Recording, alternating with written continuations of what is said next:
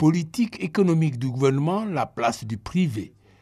Voilà le menu du petit-déj pour être dans le ton de la CGECI, Confédération Générale des Entreprises de Côte d'Ivoire, initiatrice de la rencontre. Pour cette première, un invité à la dimension des questions à aborder, le Premier ministre Amadou Gon Coulibaly, et une présence variée et colorée, expression de la volonté des privés ivoiriens à jouer leur partition en toute connaissance de cause, parce que les nouveaux enjeux l'exigent.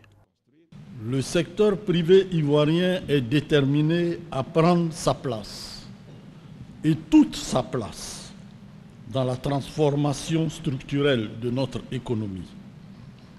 Pour notre part, ce changement structurel n'interviendra que s'il s'appuie sur un tissu dense d'entreprises privées compétitives et de toute taille, grandes, petites et moyennes entreprises.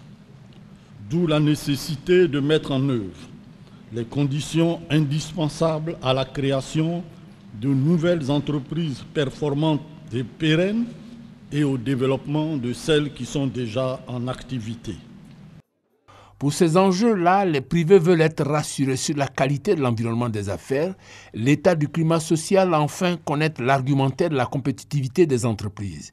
Sur tous ces tableaux, des dispositions adéquates ont été prises.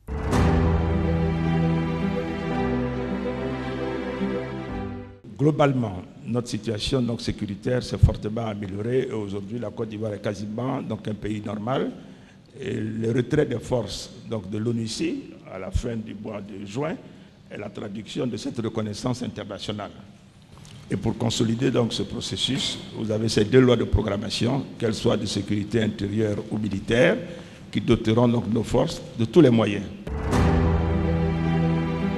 Pour consolider la paix et sortir définitivement de toutes ces questions du passé qui, je dirais, empoisonnent la vie d'aujourd'hui, la décision a été prise, non pas de reconnaître que l'État doit, mais de faire face à ce stock, mais selon des modalités qui soient compatibles avec nos contraintes en matière de gestion des finances publiques.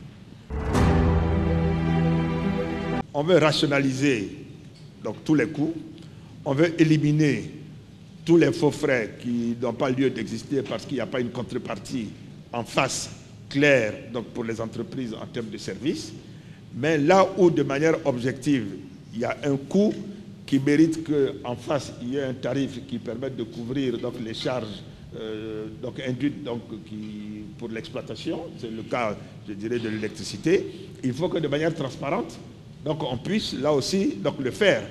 Et moi je suis convaincu que si on mène toutes ces rationalisations ensemble, à la fin de la journée, on se retrouvera avec quand même une situation d'amélioration globale de la compétitivité des entreprises. Mais il faut avoir le courage d'attaquer les faux frais. Une somme d'éléments qui consolide l'attractivité de l'économie ivoirienne.